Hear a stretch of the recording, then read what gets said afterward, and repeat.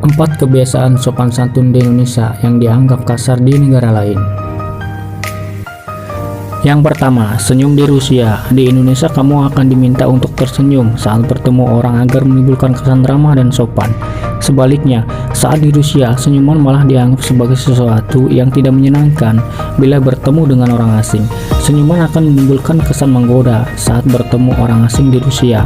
Jadi, orang di Rusia hanya tersenyum bila bertemu teman atau keluarga.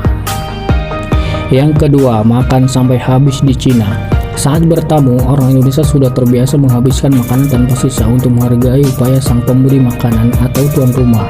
Makanan yang habis itu menjadi pertanda bahwa makanan disajikan memang lezat, sehingga tuan rumah pun tidak sia-sia menyajikannya. Sementara itu, kebiasaan yang sama tidak berlaku di Cina, karena tuan rumah akan menganggap makanan yang diberikan tidak cukup untuk mengisi perut.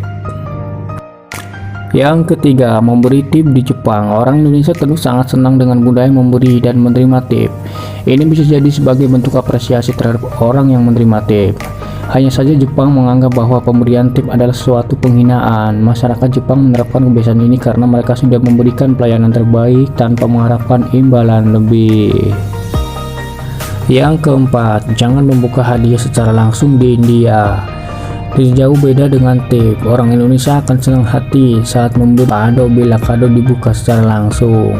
Tentu si pemberi akan senang melihat antusiasme si penerima. Sementara itu, orang India menganggap bahwa kebiasaan membuka kado di depan pemberi hadiah secara langsung akan menimbulkan kesan serakah. Itulah kebiasaan sopan santun di Indonesia yang dianggap kasar di negara lain.